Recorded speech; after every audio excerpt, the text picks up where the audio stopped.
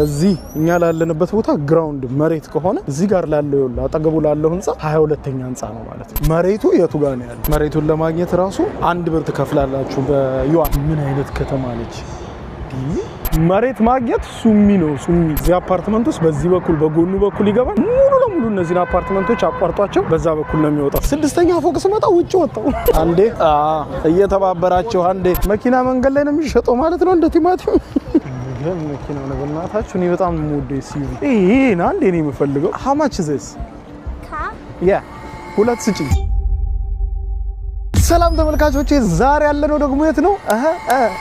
መሬቷን ለማግኘት ራሱ በጣም አስቸጋሪ የሚሆነው ብዙ ጎብኚ እንኳን መጥቶ ጎብኝቷት ቀርቶ በቴሌቪዥን ራሱ አይቷት ምን አይነት አሰራር ነው ብለው በአርኪቴክቸራል ዲዛይኑ በአጠቃላይ የከተማው አሰራር በራሱ እንግዳና ግራ የሚያጋባ በመሆኑ ብዙዎች ግራ የሚጋቡባት የቻይናዋ ቾንቺን ከተማ ነው። እንግዲህ የቻይና ጉብኝታችን ከቾንቺን ከተማ ተጀምሯል። ይህ ቾንቺን የሚባለው ከተማ እንግዲህ በጣም ግራ አጋቢ ነው። መሬቱ የት ጋር እንደሆነ ግራ ነው የሚገባችሁ። መሬቱ ማግኘት ራሱ በጣም አስቸጋሪ ነው የሚሆነው። ለአንዱ ፎቅ ግራውንድ ፍሎር ከሆነ ከጎን ላለው ፎቅ ገና 30ኛ ፍሎር ላይ ናችሁ ምናምንና በጣም ግራ የሚያጋባ ኗኗር ነው የሚኖረው። በአጠቃላይ በጣም አስገራሚና እንግዳ ነገር ነው። እንዲህ አይነት ከተማ በመላው ዓለም ተፈልጎ ማግኘት አይቻልም። እኔ እስከዛሬ ካየኋቸውም ከጎበኘኋቸውም ከተሞች ሁሉ በቃ አይሞሮይን በጣም የተፈታተነው ሆኗል። ኤኒዌይስ ጉብኝታችን ይጀምራል። ያለነው ቻይና ነው። የቻይና ጉብኝታችን ደግሞ ካነጋጋሪዋ መሬት ከማይገኝባት ወይም መሬት ላይ የሌለችው የ8D ከተማ የምትባለው አስደናቂ ነገር እንጎበኛለን ማለት ነው። ሜክ ሹር የዩቲዩብ ቻናሌን ሰብስክራይብ በማድረግ የደወል ምልክቷን መጫን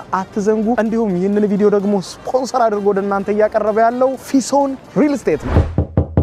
ይግቡ በ45000 ካሬ ሜትር ላይ ወደ ተንጣለለው የፊሶን ሪል ስቴት እንኳን ደህና መጣችሁ። ቤቶቻችን ተጠናቀዋል። ይምጡና ይረከቡ። በተንጣለለው የፊሶን መንደር ታውን ሃውስ፣ ቪላና አፓርትመንት እንደ ምርጫው አቀርበናል። ዘመናዊና ቅንጡ አፓርትመንቶቻችን ከባለ 1 እስከ ባለ 3 መኝታ ተሰናድተዋል። እርሶን ይጠብቃሉ።